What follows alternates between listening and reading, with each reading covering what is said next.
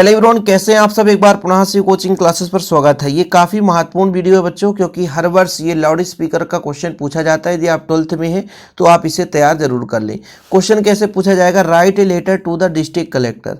मतलब या तो डिस्ट्रिक्ट कलेक्टर को पूछा जाएगा या तो क्वेश्चन आएगा write a letter to SDM of your area requesting him to put a ban on loudspeaker. उनसे आपको आग्रह करना है कि बैन करना है लाउड स्पीकर का। तो ड्यूरिंग योर एनुअल एग्जामिनेशन, जब तक हमारा एनुअल यानी वार्षिक परीक्षा चल रहा है तब तक ये बैन हो जाना चाहिए। इसके बारे में आपको अपने जिलाधीश महोदय को ये क्या देना है बच्चों, एप्लीकेशन या आवेदन देना है, लेटर देना है।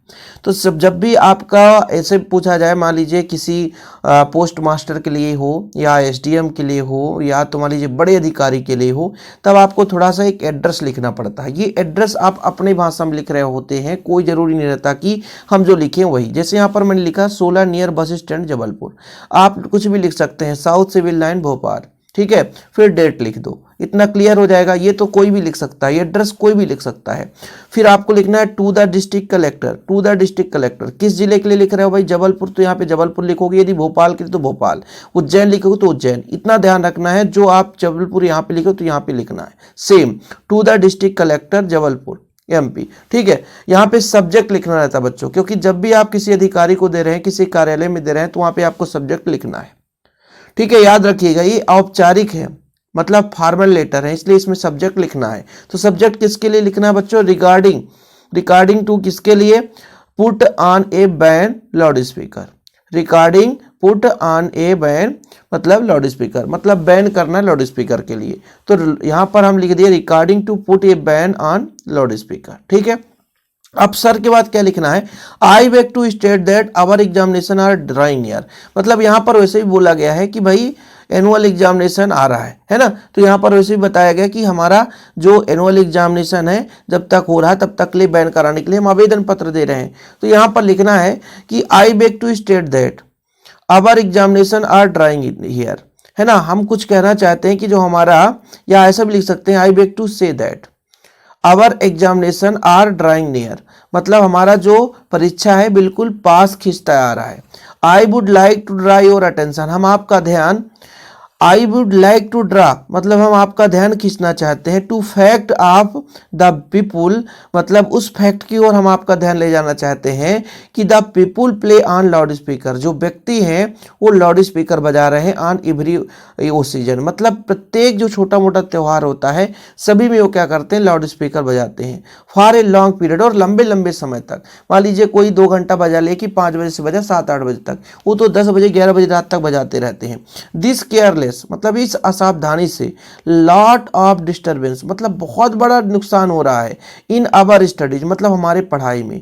आई heartly request to you please give a notice ban on loudspeaker, मतलब हम आपसे आग्रह करते हैं कि एक नोटिस दे दीजिए बैन करने के लिए लाउड स्पीकर का, till our examination are over, जब तक कि हमारा जो परीक्षा है वो खत्म नहीं हो जाता। बस इतना ही छोटा तो है।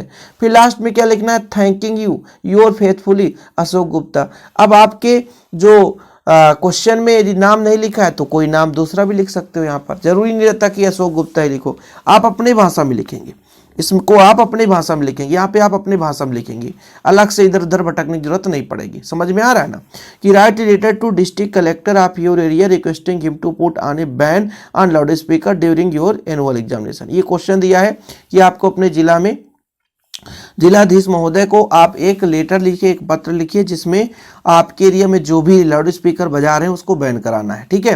तो ऊपर एड्रेस लिखना है, फिर to the district collector Jabalpur लिख देना बच्चों, यहाँ पे आप फुल स्टॉप लगा दें, यहाँ पे आप फुल स्टॉप लगा दें, यहाँ पे आपको कामा लगाना है, बस हो गया। सब्जेक्ट आपका क्वेश्चन ही हो गया, regarding to put a ban on loudspeaker मतलब लाउड स्पीकर को बंद कराने के लिए। अब यहाँ पर मेन पॉइंट ये होता है बच्चों, 2 नंबर आपका ऊपर नीचे से हो जाता है और 2 नंबर आपका ये कहानी रखता है। तो यदि ऊपर नीचे आप अच्छे तरीके से कर लिए तो 2 नंबर फिक्स हो गया। 1 नंबर फिर भी आप यदि थोड़ा बहुत गलती से भी लिखते हो 1 नंबर फिर भी मिल जाता है।